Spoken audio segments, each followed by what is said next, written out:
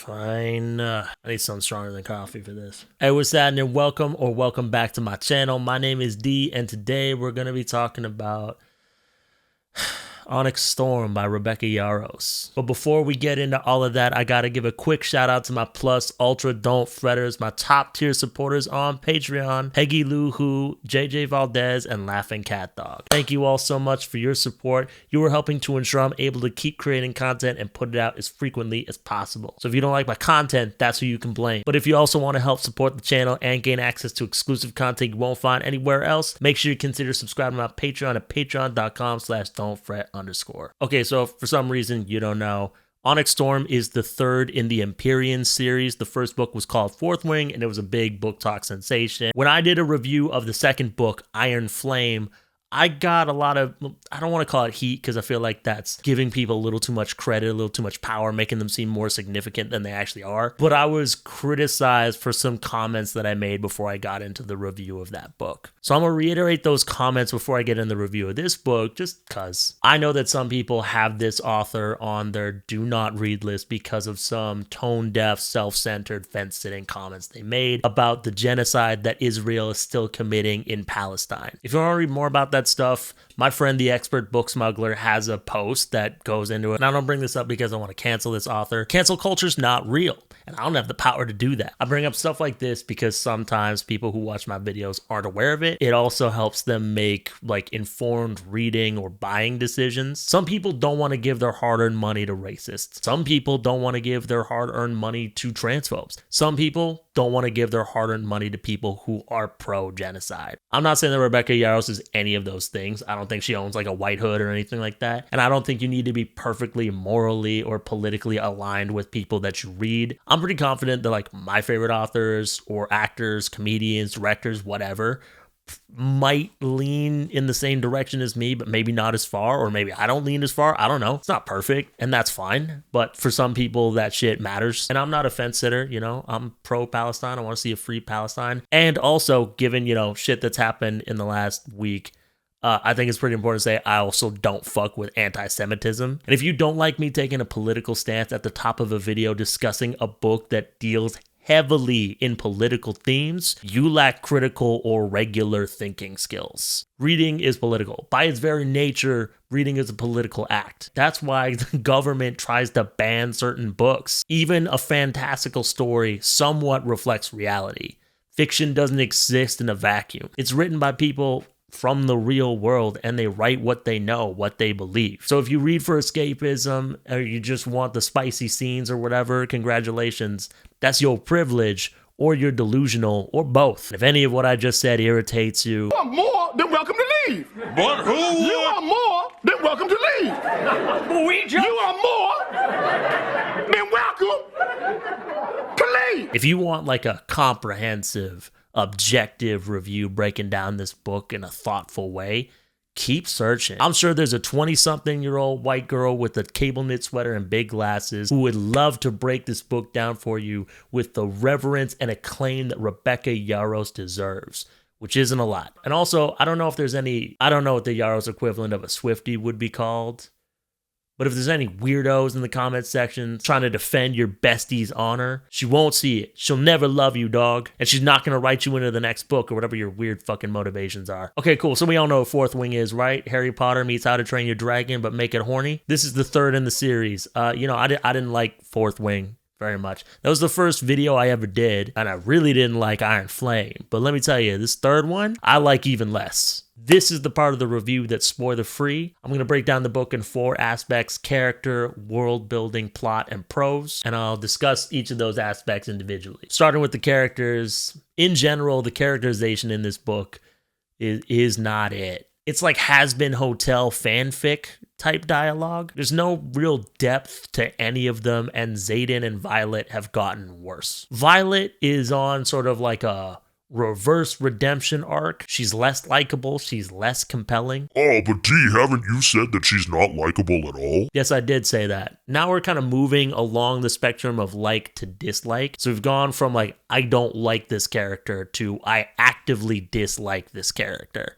I did, however, like learn something about characters from reading this book. Throughout the reading of this series, I have criticized Violet as a character because we are told that she's smart. The text tells us that she's smart, but she makes really dumb decisions all the time, and her plans always go bad. She is frequently outsmarted by the antagonist of whatever book. I guess something that I always knew but didn't really think about is that characters can be intelligent in different ways. Like, for example, trigger warning, this gonna be some nerd shit.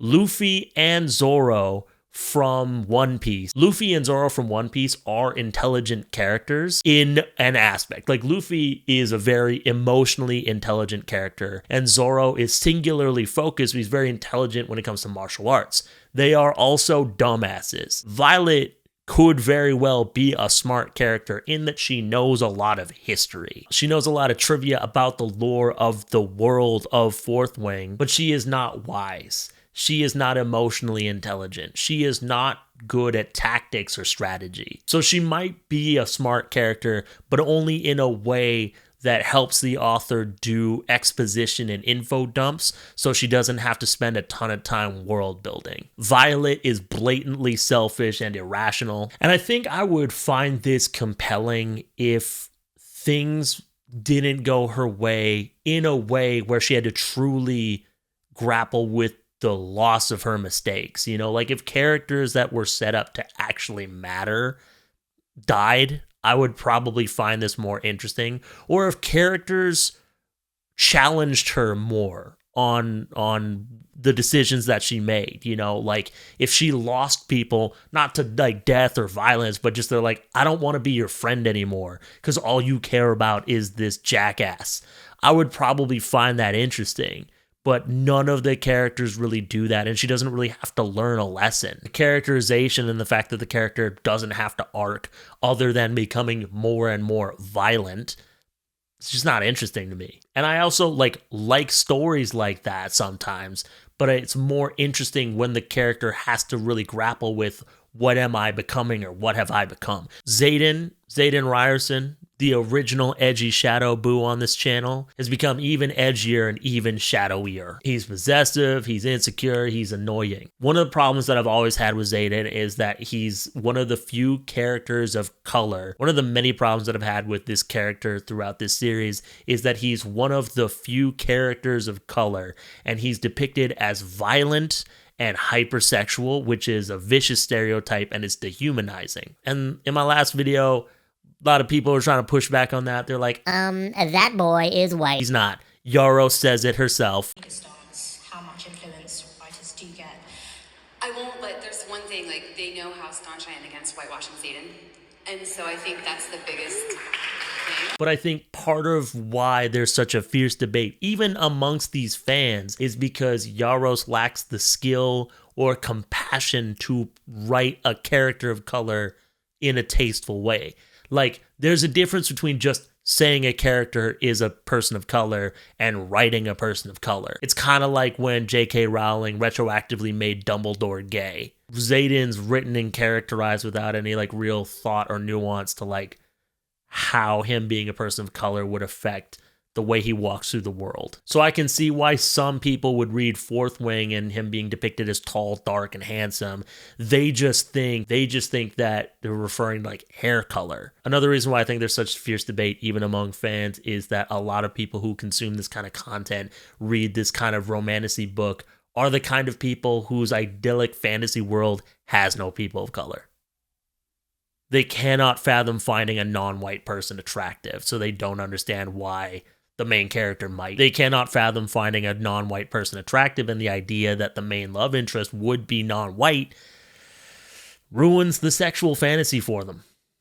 But that's a conversation for another video. Also, in this book and a little bit in Iron Flame, Yarros doubles down on Zayden not being white so much so that it veers into fetishization and tokenization for me. Like, I get it. He's Zendaya colored. Shut up. Like, I think they're making a TV show out of this, and that dude's gonna be so hard to cast because he's got to be like The Rock or Jason Momoa sized but young. They gotta like mocap Timothy Chalamet's face onto like some dude's body. I don't know. I think they should just do an animated thing and like save some money. Oh, D, cartoons aren't sexy. 1, you're wrong. 2, people are already getting like hot and heavy over words. Like drawings isn't that big of a stretch. I have never liked their romance. I do not find it romantic. I think it glamorizes and celebrates toxicity. I'm really not into like power dynamics and taking or giving up control, especially when the dynamic lines up with misogyny. And I know that some people who read these and enjoy these have the critical thought to know that this is not what they want in real life. And if a dude were to act like Xaden in real life, they would run. But I just personally don't really like fantasize stuff that I know I wouldn't want in real life. Like I have a fantasy. Don't worry, it's not about to get gross. I just have a fantasy about owning a pool table because in a real life, I would like to own a pool table and then do stuff on it. I'm kidding. Don't be gross. God, grow up.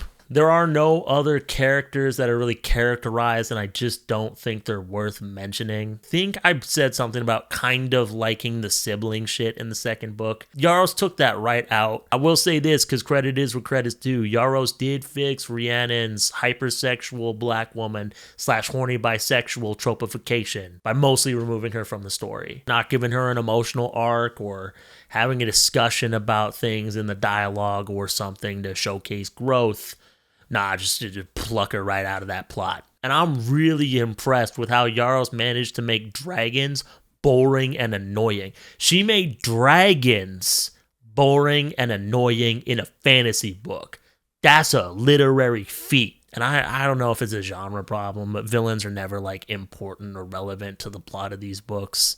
They're like plot devices more than they are characters. Like boring. I don't know, who cares? I love a good villain, and I would love to see a good villain in a romantasy. Give me like a lovers to enemies or something. You know what I'm saying? That'd be hype. Anyways, moving on to world building. Go to more new places. We learn a little bit more about the gods in this book, which is something I've been complaining about like the whole time. But I still don't really know if like the gods are real in this world or if they played a role in the lore of this world. Still don't really know much of the lore of like how this place came to be. There's vague mentions of how different isles practice different religions in service to some of these gods and how that differs from the religion on the continent, but I still don't really know the machinations of any of these religions. And I think the intention here is to make the world feel more lived in and feel more natural,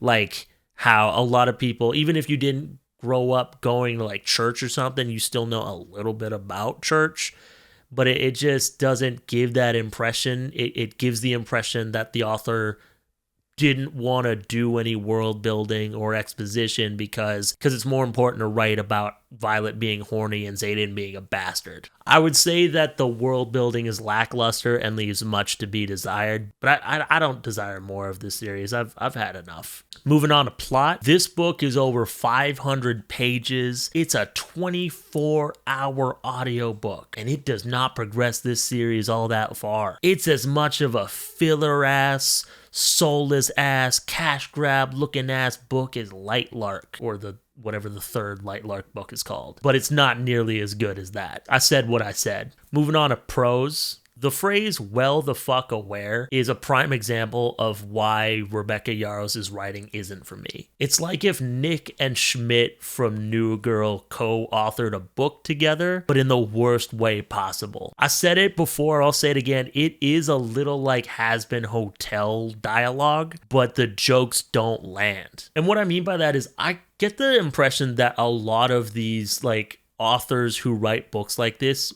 want a TV show.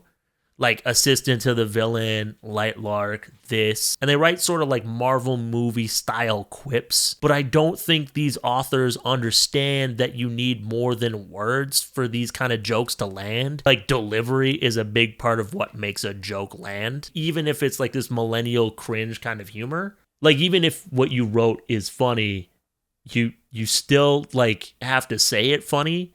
How you say it's going to change whether or not it's funny. Another reason why it can work in like a TV show or whatever is like tone of voice, facial expressions, comedic timing is something that it's hard to translate to text. And another thing that I've kind of criticized other fantasies like this for is like anachronistic writing. And the reason that I think it can work in a movie like Shrek or How to Train Your Dragon or something like that. And I know that the examples I just brought up are family movies, and these are not like family books, but like they remind me of those a lot, but then they add cussing and sex to make them edgy and cool for adults. Because that's what being an adult's all about, swearing and having sex. Not about paying bills and being late for stuff. I don't have to clean the kitchen after this. I'm just gonna swear and have sex.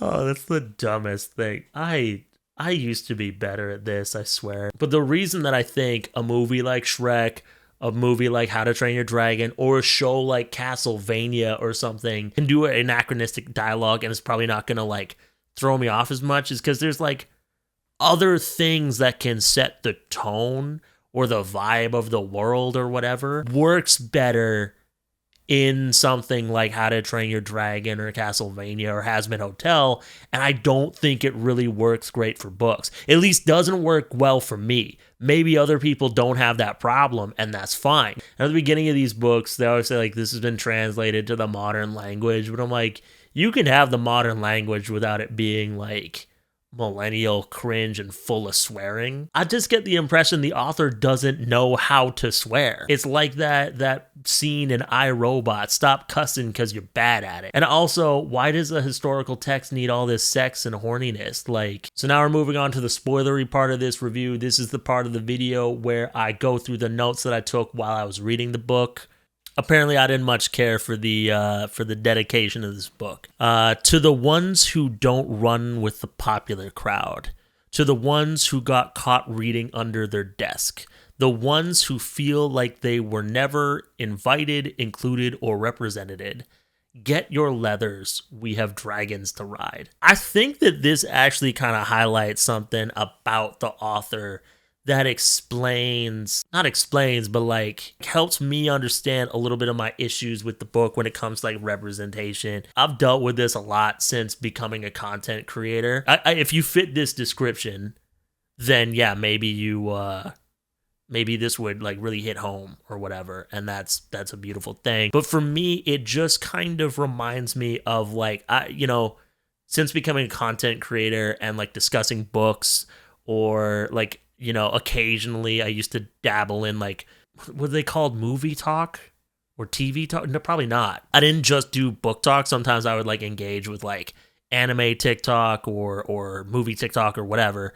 And I realized that a lot of like white nerds feel like they understand what it's like to be systemically oppressed because people made fun of them for their interests, and they think that systemic oppression is all about like hurt feelings and stuff like that. Hey, any white nerds watching, what you went through was shitty. People shouldn't make fun of you for liking a thing. That's so childish and petty, hence why it happened when people were children. But it is absolutely not the same as like systemic oppression. I also understand that this author is like physically disabled. She has EDS. I don't know like when she was diagnosed with that or how long she struggled with that. There are definitely like white people who can be oppressed in one way and not really understand intersectionality. I just think that maybe she sees things from her perspective and thinks that's the whole picture. You know what I'm saying? There were trigger warnings at the top of this book. It was still kind of trying to be like a fantasy trigger warning. And it was also a little like sugar coated. And I just feel like when you're doing a trigger warning, just be like, there are these things in the book. It's fucked up. And if you can't handle it, don't read this. I don't know. That's just me. Like, I don't think we need to keep the mystique or the vibe for a trigger warning. But that's just like, that's an extreme nitpick. And whatever. In the prologue, they say this phrase a lot. And it's never really made sense to me. But it's like, may their souls be commended to Malik. They talk so much about Malik. I kind of hope he's the villain for the 5th or 6th book. You know what I'm saying? Like, at some point, I hope these gods are real, and then the dragons have to fight the gods or something. If that happens, I'm throwing my patrons a pizza party. Mo, don't get excited. I don't know how we would do that. I guess I have to Uber Eats all of you pizza. I'm not doing that. Prologue. Violet follows Xaden as he sneaks around. It's funny that she compares his new bad guy eyes to strawberries. And the reason that that's funny is because they're bad guy eyes. And bad guys are scary, but strawberries are delicious and refreshing. You know, I chop those up and put them in yogurt with some granola for breakfast like every morning. She hears Xaden talking to Jack the bad guy, and she needs help finding her way to save him. Chapter 1, Violet flies her dragons to meet the king. Everyone is arguing about Xaden. Maybe the god of death will curse me for keeping my mother's personal journals. Okay, but like why? Why would he do that? What are the customs? How do you appease him?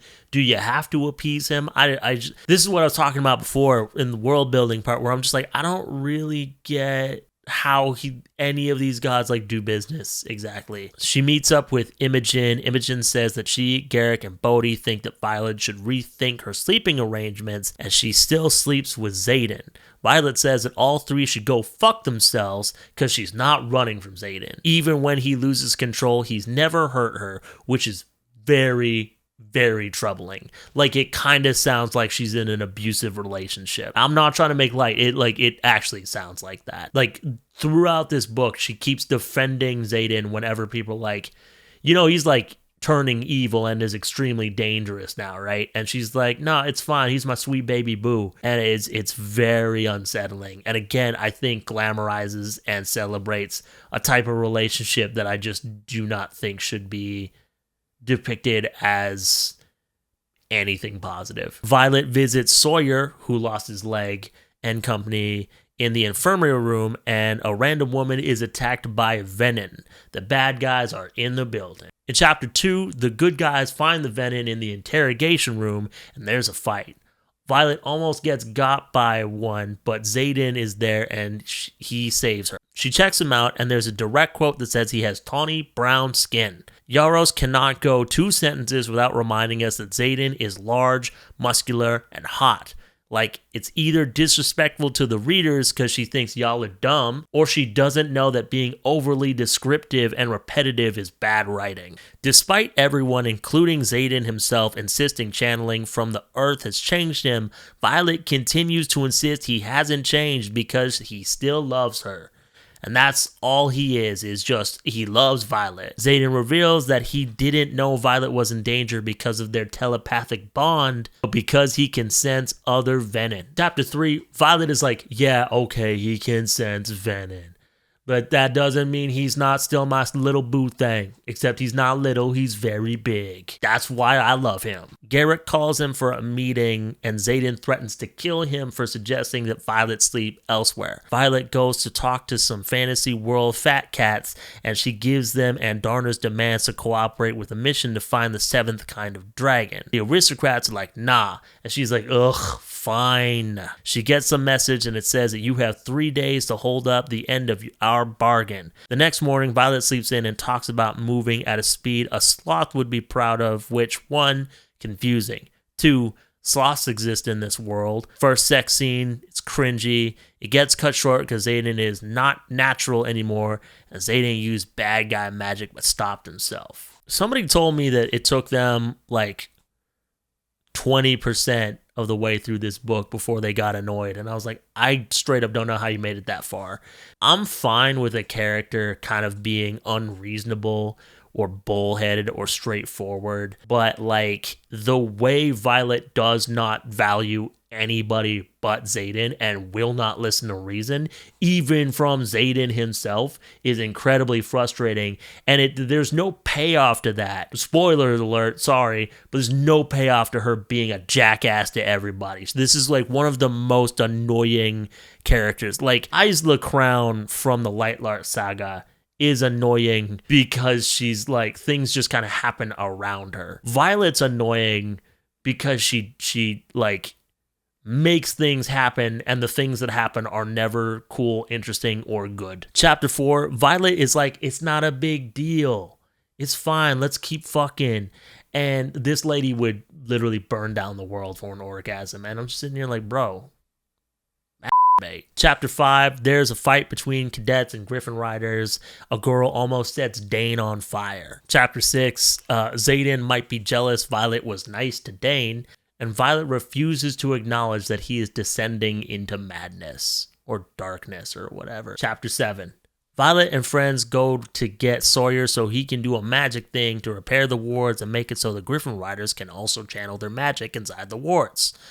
I sure hope I thought of everything. If one thing goes wrong, we're fucked. And this is where I learned my lesson, where I was like, aren't you supposed to be smart, dog? She knows a lot of facts, but she, I guess, just isn't good at strategy or planning or having backup plans or any of that stuff. They sneak over and get caught by Violet's sister because Violet's sister knows Violet pretty well and knows what she's going to do. And this is what I'm talking about. She might be book smart, but she's certainly not a tactician. In battle brief the next morning, Violet is arrested for high treason. Chapter 8, the excerpt talks about, because there's like excerpts at the beginning of every chapter, the excerpt talks about the gods, and it's crazy to me. There's been 3 books, and we don't know this pantheon or the role it plays in the culture of this fantasy world. Sloppy and careless world building. Violet is brought to the Cenarium, and Violet and Xaden trick them into signing pardons, so she's free to go. The Griffin Queen was like, yo, appreciate you, big dog. And then Dane's dad, who has replaced Violet's mother as the general of the War College, which I guess is the dean, sends the whole crew to the front lines for 2 days of active duty at the worst outpost. Chapter 9, they get there and the fighting is over. Violet has a nightmare, and then they learn that the nearby village is on fire. And so they go to save it. Chapter 10, Violet and her big-ass dragon, I forget his name, Terrence. Violet and Terrence fly into battle, and they get caught in a tornado. Terrence gets hurt, and Violet thinks that he's dying.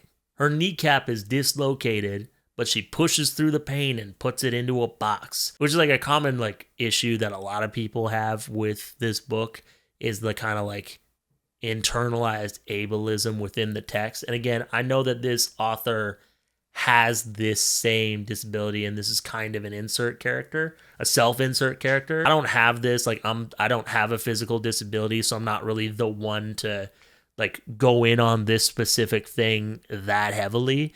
But I will say that like it's odd that this disability rarely is an issue to deal with at like very crucial plot points, and the idea that you can just put your physical pain in a box is pretty fucked up. Like, again, I don't have like a physical disability or like a chronic pain issue. I have had injury, like I do have some injuries from like sports and work and stuff like that. You cannot put like that kind of pain just in a box and keep doing your thing. Like, and I think it's just, it's like that toxic positivity. You can do anything as you set your mind to whatever. And it's just like toxic positivity. And again, I'm not really the one to go off on it, but it's annoying. Garrick is there because Xaden made him go to make sure she's safe. He reveals Xaden lost it when he heard Violet was crossing the border. He's not himself. The Silverhade Venom, who tried to break Jack out earlier, is there, and she can wield lightning like Violet. And Violet's like, but they can't have signets, especially not mine. And I'm like, okay, but like, why? Like, why can't they? Because I thought their whole thing was just that they do magic not through dragons. Like I thought they just sucked magic from the ground and then could do magic. So I don't know why they can't have powers or whatever. Anyway, the silver-haired Venom is called Theophany, and Darna is called an Irid. Chapter 11, Theophany does like a little bit of a villain speech and does the whole like join us bit. Violet goes back to Hogwarts. I don't remember what the place is called. Bezgaeth. And Xaden is really mad that she went. Garrick tries to advocate for her, and she's like, I own my decisions. And Xaden's like, well, the fuck aware, to really highlight that Rebecca Yarros doesn't know how to swear. Violet's brother mends her knee, and the mending magic makes all these injuries meaningless.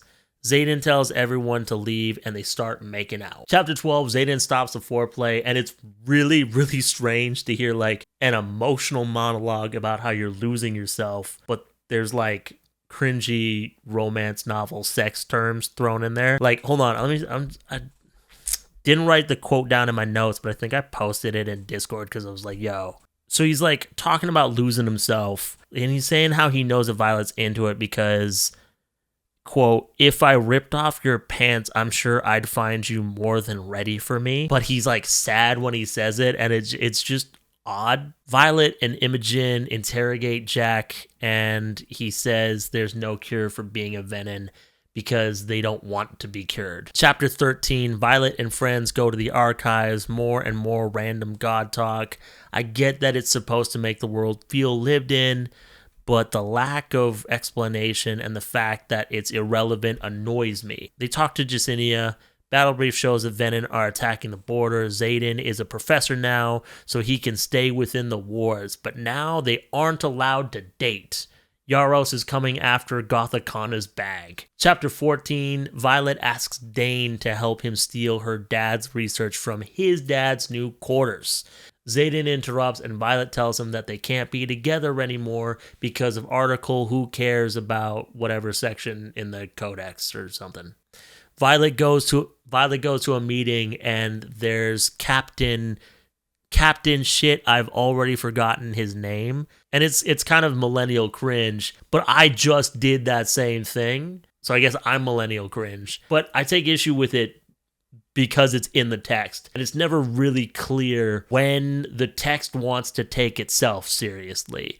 And it's really hard to tell like when they're trying to do like a joke.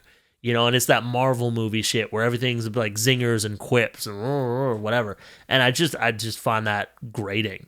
Chapters 15 to 16, there's the first Signet sparring class. Xaden whoops a student's ass. Violet is turned on. It's her turn, and she won't use her lightning. And he's like, yo, learn how to defeat me. Only you can. And she's like, why only me? Violet and friends go to a pub. Dane finds her there and is like, I can't sneak you in. I'll have to get it by myself. Trust me or don't. It's your call. And Violet's like, okay. Chapters 17 to 18, Sloane gives Violet the goods. Dad's research is locked and has a riddle. They do sigil sparring and she almost kills Garrick. Prince Halden, Auric's brother, shows up. Xaden knocks the wind out of him when he tries to flirt with Violet because they used to date. Violet solves the book riddle. Dad writes, yo, find this merchant. And Xaden shows up at Violet's room and demands to know if Violet ever loved Halden. Xaden threatens to kill Halden in case he tries to get Violet back. And then they make out. I don't know, dog. I just feel like being this insecure where you're like, I will kill someone if they try to hit on you. Is insane. And it's a fantasy book and it's like that's what it's meant for, whatever.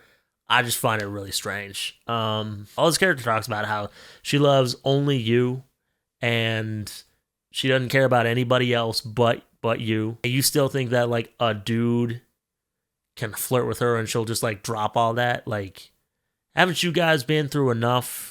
Don't you trust women to make their own decisions? Wasn't a whole character arc you were supposed to be on about you giving her agency and that's why she likes you more than Dane? Also, you're so much taller and more muscular or whatever. I fucking hate this. Ugh. Chapter 19, they go out on a mission and Aura gets so afraid she accidentally sets their captain on fire. Then a village catches fire too. Wyverns attack. Mira was there first and finds a necklace and a letter from Theophany. Chapters 20 to 24, Violet gets an order to search for Andarna's kind in Oratia, and she's like, nah, fuck that. They land at the dude who had a Venom captain in the house, and Xaden pushes the prince to say he's not a professor, so he and Violet can share a room. Next day, they leave the continent for Deverali and lose their magic. Xaden feels really chilled out there, and they go to the merchant Violet's dad sent her to collect 6 more books he wrote for her. Being a child of destiny and her dad doing a lot of the legwork feels cliche. That's true. I stand by that. Xaden walks in on Violet taking a bath to have sex. Chapters 25 to 27, the sex scene, it's cringe. It's always cringe. It's so violent. It's so violent and so like it just makes me feel gross. It's not even like I'm uncomfortable with like sex or whatever. This is just so disrespectful. It just gives me the ick. Anyway, the gang knocks on the door to let them know the Devarelli king is going to keep Prince Halden. Xaden and Violet go to save Halden, and the king has him because Halden tried to bargain with an heirloom that rightfully belongs to Xaden. Also, he tried to steal a bunch of shit. Halden freaks out, and the king was like, yo, kill these fools. Xaden goes and does bad guy magic. Chapter 28, they're back at school. Xaden's eyes, the flecks in his onyx eyes are not gold anymore. They're ember, which isn't a color, but whatever. They're doing like signet sparring, and a girl is being taunted and like tortured by a professor because he's trying to make her like manifest her signet or something. And she goes venom, and so they just kill her. That would have been interesting if there were more people going venom because they saw Barlow do it, and that was interesting, but that goes nowhere. Like it meant nothing. Everything in this book means nothing. Chapter 29 to 34, they're leaving to search for Andarna's kind again. Ulrich replaces Halden because Halden's a bastard. They get to the next place and they have to fight to see the queen. Ulrich steps up and everyone in this temple has silver hair like Violet. Oh yeah, they didn't let Ulrich fight. Xaden takes over because he's the strongest.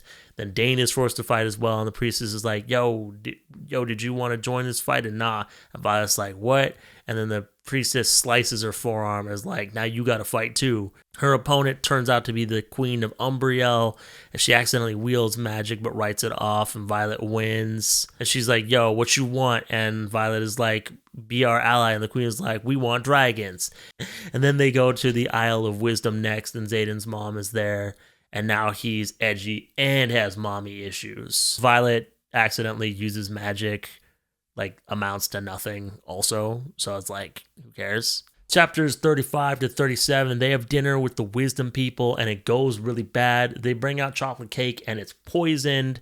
Violet thought Riddick got stabbed. Xaden goes nuts and almost kills his best friend. Violet calms him down. Chapters 38 to 39, they get to the next isle, and Xaden tells Violet to not get in his way the next time he loses control and to stay away from him because he's a bad guy now. He's the baddest of bad guys. This isle worships the god of luck. I guess we're getting more of a religion in this book. Anyways, they all got to draw cards for this deck and accept whatever gift, no complaints, and a dude nobody cares about draws an arrow card and gets shot in the chest.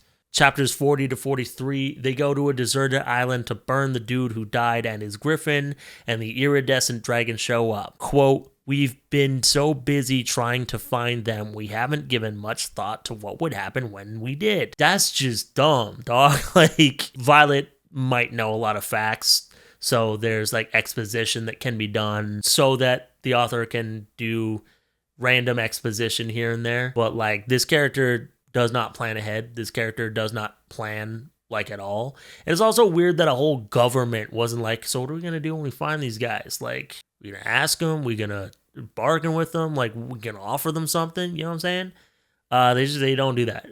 The Irids reveal that they left Andarna behind to gauge how human society had grown, but they feel that the opposite has occurred. They see Andarna as turned into a weapon, an instrument of war, and they're repulsed by what she's become. And then like Xaden walks up and he's outed as a venom to Riddick by the iridescent dragons. Riddick argues with Violet, and Violet hates reason. Like she just hates it. And I would find any of this interesting if Violet was actually conflicted or truly remorseful for repeatedly holding back secrets from her friends, but she just doesn't care. And that's the thing, right? Like, she just doesn't care. She's like, whatever, get fucked.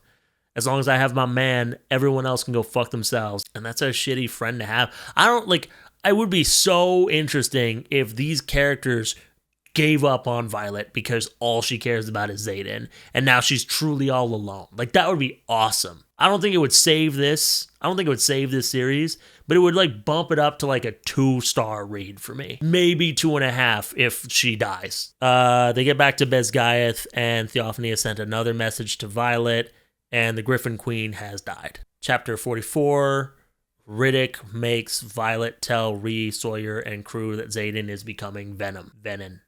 I keep making that mistake. Chapter 45, nothing happens. Chapter 46, less than nothing happens. Chapter 47, Sawyer invents a special addition to his new prosthetic leg so he can climb and mount his dragon. The squad flies to Xaden's house and Brennan is there. He tells Violet he can't mend Xaden and that he knows he's becoming Venom. Chapter 48 to 50, Xaden shows up and they bang. Violet has a nightmare and it's Xaden's nightmare. Xaden theorizes that her second signet is dreamwalking. Violet's like, there's no such thing as dreamwalking in a world of dragons and magic powers and shit like that. Also, like, your boyfriend reads minds. How is that impossible? You know what I'm saying? Like, it's crazy. Anyways, chapters 51 to 53, bad guys attack. One of the iridescent dragons shows up and he's like, yo, you should come learn to be like us, break your bond with the human and learn to do a thing or two. And Darna is like, bet, and takes off. Also, the iridescent dragon is like fired the wards, which like did the magic thing to make the magic force field work. So the bad guys like died.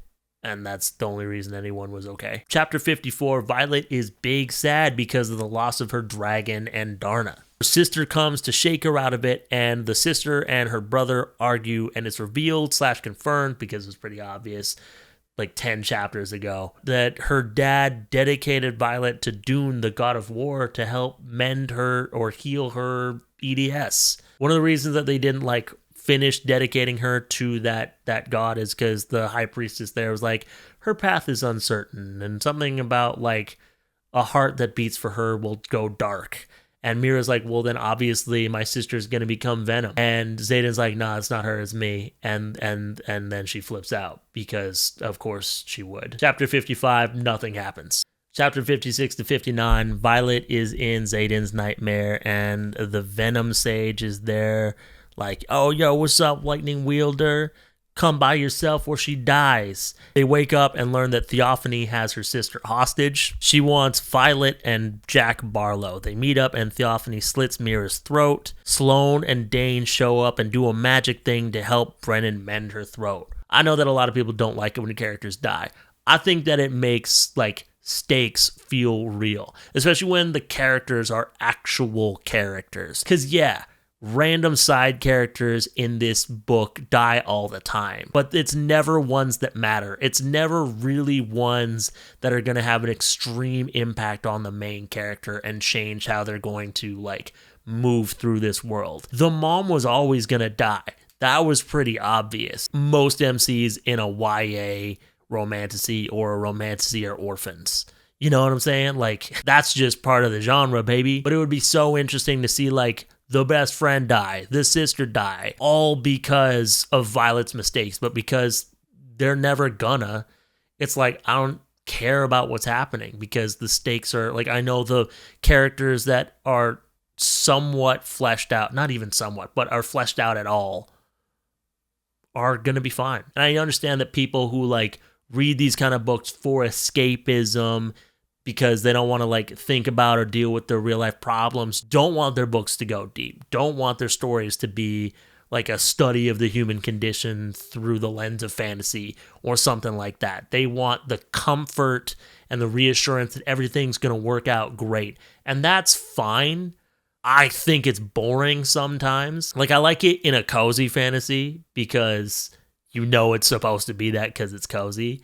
I don't like it when they like fake out deaths and pretend like shit's gonna hit the fan when it's just not gonna. And that's a personal preference thing more than anything. Anyways, chapter 60, Theophany corners Violet and Bodhi and turns out she's a storm wielder, not a lightning wielder, so she's way scarier for some reason. Chapter 61, this felt like a filler chapter. Rhiannon's perspective, she's handling stuff. Part of Violet's arc in this book is that she has to accept that she can't save everyone and she can't do everything herself. So it's just a chapter of Rhiannon doing something that Violet wishes she could do. It's boring and it means nothing. The fact that Rhiannon's barely in this book and then she gets a chapter that means nothing is almost like worse representation than her not being in the book at all. And I feel like Yarros would be like applauded for being so inclusive and having a black character or whatever. But a person, it's like, these are scraps and I'd rather just have nothing from you at all. And I'll just like read a romantasy by a black author instead, you know, like just whatever. Chapter 62, the battle keeps going on. Chapter 63, Imogen's perspective. She's canonically in love with another woman, but then that woman gets killed by a venom. Chapter 64, there's more fighting. Violet uses a dagger that Auric made her out of stone from Dune's temple. Since Theophany is a former high priestess banished from the temple, it's like an extra kryptonite. And Darna shows up to do absolutely nothing, and Violet kills Theophany. Xaden goes full bad guy. Chapter 65, Xaden's perspective, he's fighting the Venin Sage and the traitor who's Panchik. There's been an insider traitor the entire book, and it's this captain, colonel, loser, whatever. And then Xaden goes full bad guy. Chapter 66, Violet wakes up hours after the battle. She's legally married to Xaden, who's missing, and Imogen wiped out her memories because Violet asked her, and now she's the Duchess of Tyrrendor. And that's the end. I really didn't like this book. Obviously, like, I think that I don't even know if people who like this series are going to like this book as much as they like the first two, because, like, I feel like the main appeal would be, like, the sexy scenes, and there's actually way less of that because of this whole I'm the bad guy now, and if I touch you, I'll hurt you plot line.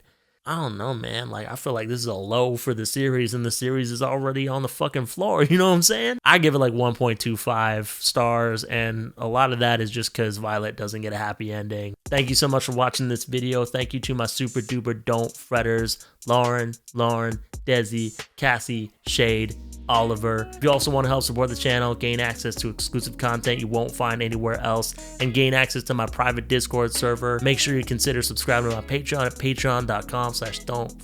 I'm so glad I'm doing less book content this year. Anyways, thanks again so much for watching this video. My name is D. Don't fret. I'll see you next time. Peace out.